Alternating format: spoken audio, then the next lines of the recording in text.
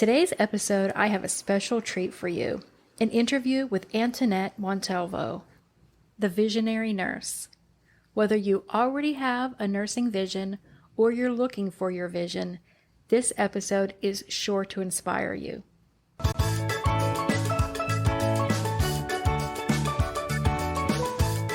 Welcome to the Stay at Home Nurse Podcast. I'm your host, Deanna Cooper Gillingham. For over 25 years, I've strived to use my nurse credentials to find work that fit my lifestyle. Whether it was raising my 4 children and 3 fur babies, traveling the world, or moving to Mexico and living on the Caribbean Sea. Sometimes I succeeded, and sometimes I failed, but I always learned from the experience. Now, I want to help you by sharing what worked and what didn't work. There are so many opportunities out there for nurses today.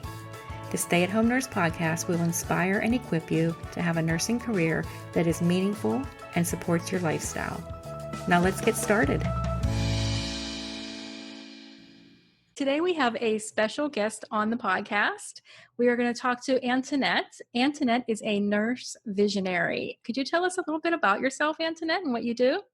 Absolutely. First, thank you so much for having me. I mean, it's wonderful just seeing the evolution of this podcast and what it's presenting. So I really appreciate being a part of your audience. But yeah, just a little background of me. I do go by the branding of the visionary nurse. It's something that has embodied what I stand for as it applies to thinking about the importance of having a vision, having a focus and direction, especially when you want to be innovative in your approach. Because I think within the nursing profession, we often receive kind of our immediate track of what we want to do, maybe, in the traditional clinical setting or specialty. But I've recognized, especially as I've been on this journey, just how much nursing can contribute to so many other realms of professions, disciplines, and the way they impact the way healthcare is delivered. And so it's really been a framework for how I approach my understanding of the nursing profession and myself. And so it's kind of the tagline that I go by, and also a part of the tagline for an ebook that I published a couple of years ago. So, as the general background of me, I am a board certified pediatric nurse practitioner. Nursing was my second degree, and education was my first. And I've always tried to find this way to blend health and education. I just wasn't sure how I was going to execute that. And I also knew I had a strong population health and community health focus, as well as wanting to see what that looked like across multiple sectors, whether it be in global health sectors, as well as, maybe in business. And I found a variety of ways to play that out, from living and working throughout Central America to being able to create a board game, actually, when I was in nursing school. And so I should have known that I had a different outlook on nursing at that point when I was approaching it. But it's one of those things that the more vision and clarity that I have for myself, the better understanding that I have to provide my unique stance on the nursing profession, but as well as help guide other people along the way in their kind of visionary nurse journey too. So that's kind of the basic snapshot of me. That's really interesting that this is your second degree. I didn't realize that, but I think you found a really good way to blend those two. I want to go back to something you said about when you first started nursing. And so what would you say to a new nurse that maybe either an older nurse or a young nurse who is entering the profession about being a nurse visionary? It seems like some nurses are able to very quickly kind of know what their vision is and their mission and kind of fall into it. And others kind of go along for the ride for a while, and then one day wake up and say, oh, I want to do something different. I need to change. I have a vision now. So what would you say to somebody to help to spark them and kind of light that fire that, yes, you can be a visionary? Yeah, no, that's a great question. And that's kind of like the question of all questions that a lot of people, and I think I failed to mention that under this visionary nurse branding, I operate as a coach and mentor for nurses, as well as a community health consultant. So that'll unpack as I'm answering that question. But I think the first thing is, one, being open. The second thing is being patient with yourself. And the third is being willing to learn new things. So, and I think that kind of goes with being open. So especially for me, I guess kind of in painting the picture of my own journey, I knew that within the nursing profession, what I wanted to do was a little bit non-traditional. I already knew from the very jump that I wasn't necessarily going to be by the bedside. I knew I wanted to be kind of in an outpatient primary care setting in some capacity, but I didn't even know the extent to that as it applied to public health and community health and all the other things that nursing can encompass in that way. But I think the second piece was that I was just open to opportunities, especially as a nursing student and then starting off as a new nurse and then kind of evolving in my degree, just being open to learn many different things. When I first got into nursing and even prior to, I always knew pediatrics, like that's my main. I love the kids. I want to teach the kids. I want to be able to care for the kids. But I also knew that I didn't know what I was going to encounter when I started nursing school or beyond. And so I told myself, just be open in terms of what you're interested in. And I found even as I was going through my clinical rotations, I loved, the psych and mental health aspect. I loved community health outreach. I loved, every other nuance. There were many different pieces of each specialty and rotation that really spoke to me. And I started to recognize that nursing is not, it's not solely a one track. Like it's not just one specialty and you stay there for forever. I mean, some people find that niche and that's great.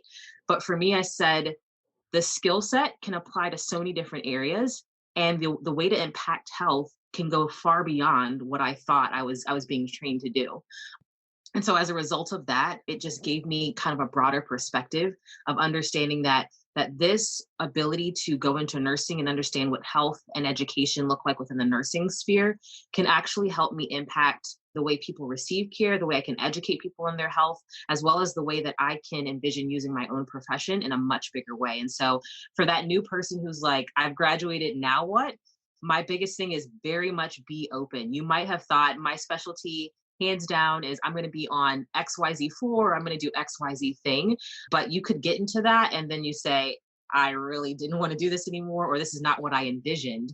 And so it's just saying, you know what, let me learn what I can learn out of this, but let me also be open to seeing that if this thing that I thought I was going to do may not actually be the best of fit for me, I can be open to seeing how my skill set can be applied in a variety of different settings.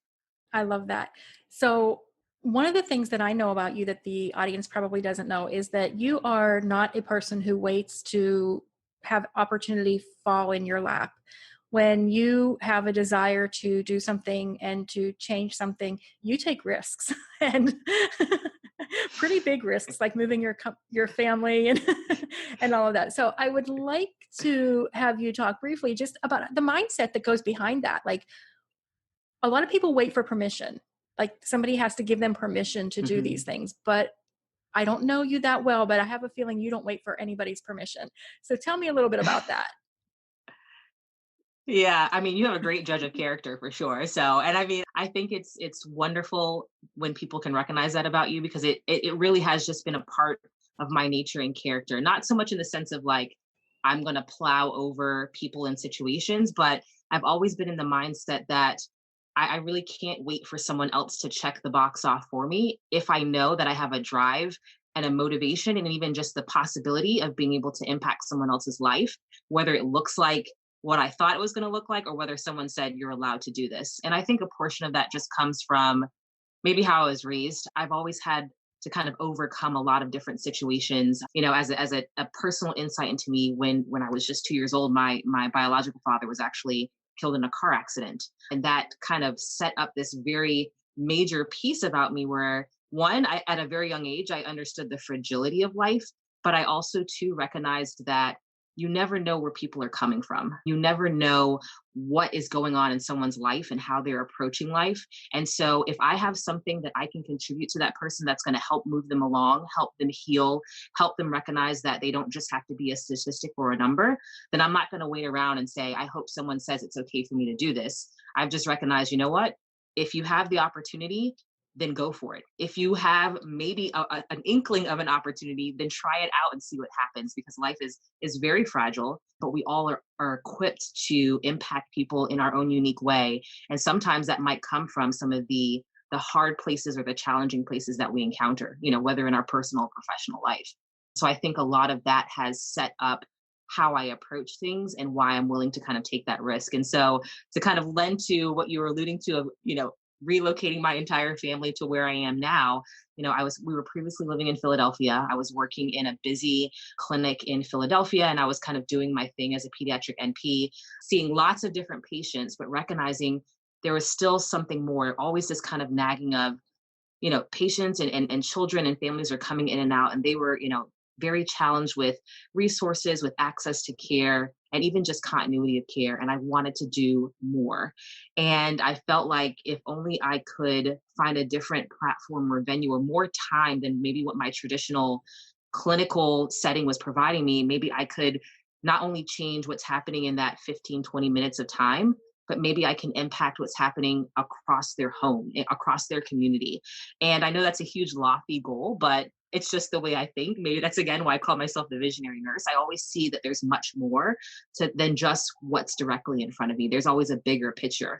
And I kind of push myself in that way to say, there's a lot more that I can add to this story, even if I don't have all the skill set and understanding or clarity of it right now. And so, as a result of kind of going through that process and really thinking about all the different experiences that I had, both, when I lived abroad, as well as just with my education background and then my nursing experience in those initial years, I had this push to say, I want to change the way in the landscape of healthcare in a much bigger way that eventually someone may say, if I could just, or I say to my patients, if I teach you everything that I know, you may not have to come back to me, and you would be a much more, resilient and healthier person. And I felt like that was much more of a value than just saying, here, let me tell you this, this, and this, and you go on and then you come back and see me. So hopefully that's clear in that understanding of that. And so as a result, after a couple of years, I gave my husband the big presentation of, hey, what if we moved to rural South Carolina and found a way to impact community care? And I know that sounds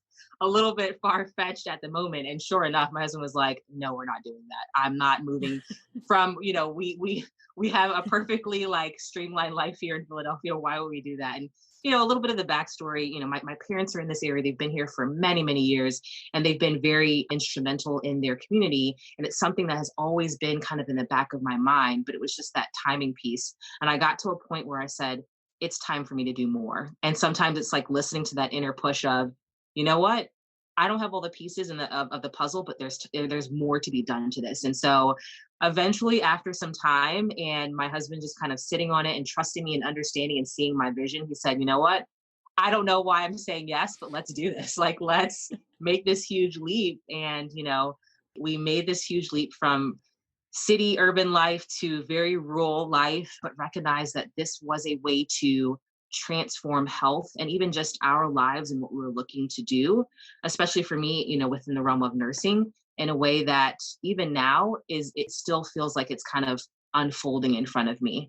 And so here I am now, making strides and changing what community looks like, how nurses view their understanding of being innovative themselves and being leaders themselves, as well as hopefully making an impact on health that will embody what, this year represents as the year of the nurse and midwife. Awesome. I love that no matter where your location is, you've gone from about as polar opposites as you could get to as far as location. I find it very interesting that you were able to accomplish as much as you did from where you are. I lived in South Carolina for a while, so I know a little bit about the area that you're living in currently. And a lot of people would think, well, I'm in this little tiny town of South Carolina. I really can't do much. But I know from the first time we talked until the second time we talked, a year had passed and you had done some amazing things. I mean, truly amazing. That's why I was like, oh my gosh, I have got to have you on the podcast, because I would like you to just kind of go through the list and just let people know, like, check off what you did in that year to 16 months or whatever it was that we had talked. And because I want them to get a feel for what you actually have done. And maybe there's someone out there who will resonate with one of those things and will want to contact you, because to think that somebody did these things in their lifetime would be an accomplishment. And the short amount of time that you did it in just amazed me. It made me feel like a total failure in life. The way you had a baby and all that too.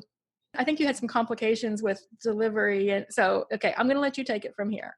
Yeah, absolutely. And you know what? I do need to preface by saying you were someone who was very instrumental in just giving me encouragement at a time where I needed it. So don't ever downplay Well, thank you. the role that you have in people's lives and the impact that you're making too. But yeah, when we first spoke, one, I just loved the instant connection, and especially for you to be able to relate that the understanding of some of the challenges within South Carolina, that spoke to my soul. Cause I thought there's someone else out there that gets, not that South Carolina is just this, rogue state, but there are unique challenges that come with being here. And so I appreciated that. But I guess in kind of a listing factor. So when we spoke, I was pregnant with our second child, and I was on the verge of just launching the development of the business that I have now as a consultant and coach. So it's Antoinette Montalvo Consulting and Coaching Services, where I had made this drastic pivot. When we moved here, I thought I was going to jump into clinical care, and my whole background was to do this community health initiative and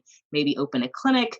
But I hit so many roadblocks. South Carolina is one of the most restrictive states for autonomy for NPs.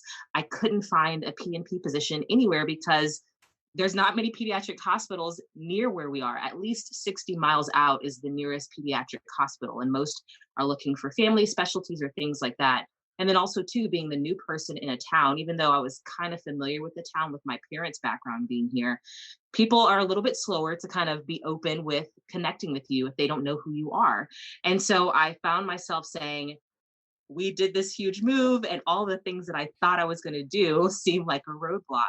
And I had to kind of reevaluate and say, this vision that I have is not about a building. It's not about a check off of who says I can do something. It's about me understanding that I know I'm equipped to change health in some way. I just have to move one step at a time. And so I started immediately networking with whomever would speak to me. And all of a sudden, I found myself in front of every single major hospital CEO, administrator, clinic director, and et cetera, willing to listen to what I had to say. And at that time, the Robert Wood Johnson Foundation, I think, had released a report on the Future of Nursing report, and it was about nurses as change agents. And I took hold to that and said, if I'm a nurse, I'm a change agent. And it doesn't matter how that comes about, I'm just going to be present to make change. And so with those conversations, it's like a fire of boldness was lit underneath me. And I was like, whoever I can meet with, I will.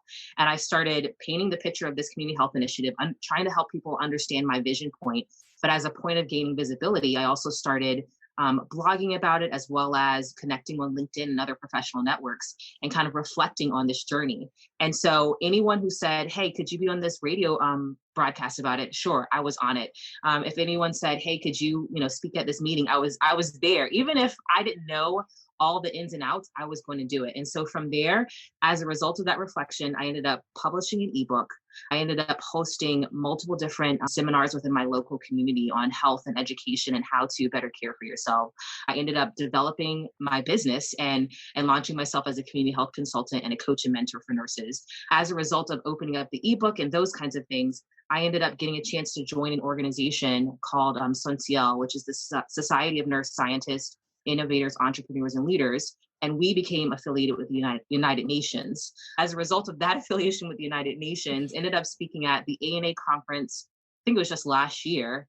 There was one point where I was traveling in multiple different places at one given time. So I hopefully people are tracking me. Got a chance to be a guest speaker at that conference, and just a host of different things just unfolded. Got connected with a publishing company, and at the time we spoke, there was a book that I had actually reached out to you about that I was trying to get some insight on which direction to go, and was actually able to pitch the idea to this publishing company, and soon we'll be publishing this particular book that we had spoken about. And on top of that, had our second son, which ended up in complications where I was in the ICU and intubated and, separated from our little baby for over 24 hours, not knowing what was going to happen, if I was going to live or die. And sure enough, came up out of it stronger and ready to go. And even from that has been an opportunity to encourage people. And so just really allowed every single experience that I've encountered to be a springboard to make a change in someone else's life. So it's just, if I have life and breath in my body, I'm just going to keep going and be able to hopefully inspire other people along the way. So, at the time of this recording, I also have several other speaking engagements that are coming up within the next couple of weeks. And I literally sit in awe every time something is presented to me, because I'm completely humbled. And I'm just like, thank God that I'm alive to see this and that I have anything to offer to anybody. When I hear that, I hear all the roadblocks, and I think any of these would be valid reasons why anybody would say, I'm not supposed to be doing this. But you looked at it and you said, I'm going to do this in spite of. And Right. I find that very inspiring, and I hope others do too. So, one of there's a couple questions I have for you. I want to know, first of all, who is the client that you work with? Who is your ideal person that you like to work with, that you feel like you can impact the most? Because I know that's what it's all about for you, is impacting them so that they can go out and make an Right. impact in the world. Yeah, no, and I think that sums it up perfectly. I have to get you to like market me, which you are, which is awesome.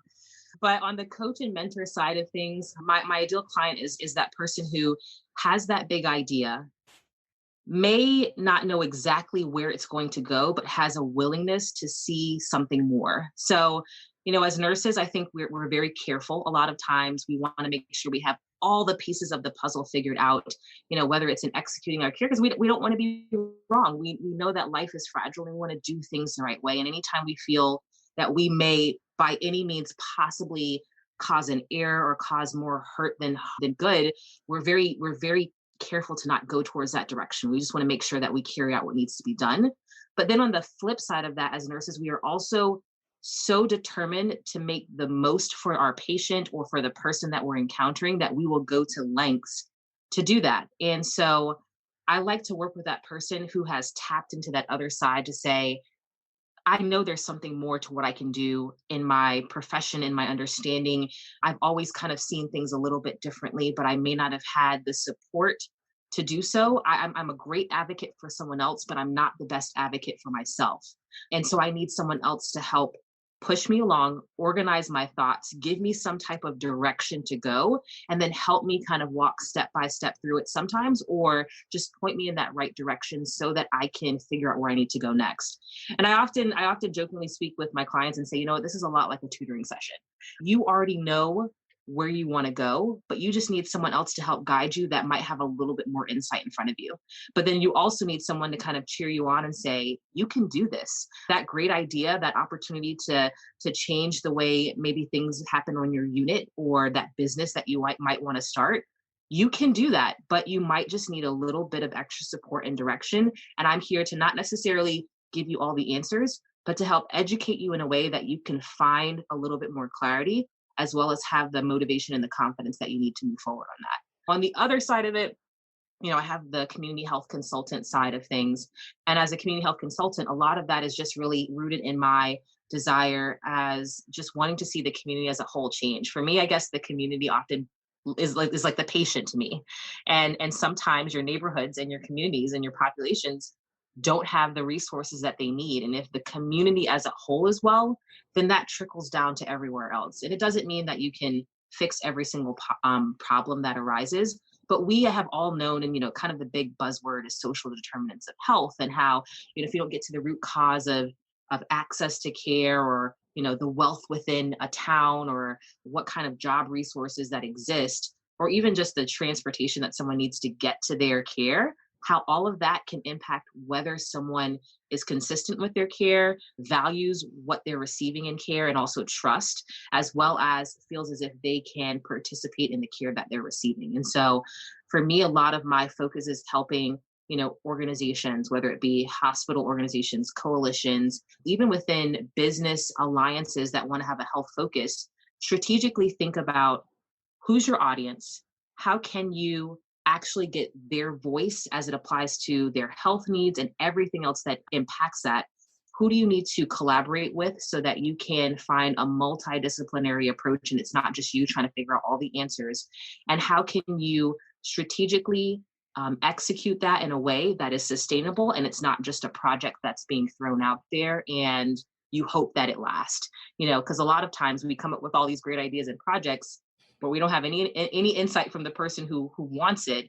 And then once they start it, we wonder why it flops and why it doesn't continue. And so it's really strategically thinking about how to be more sustainable, how to be more collaborative, and how to be more strategic in the approach to health outreach or health projects that are really going to impact the community as a whole, and how I healthcare is absolutely delivered. love that. And, back to what you were saying about your coaching and consulting. And I think it's really important for people to understand, when you have this idea, but you don't know where to go with it, you're not helping anybody. Ideas don't help anybody.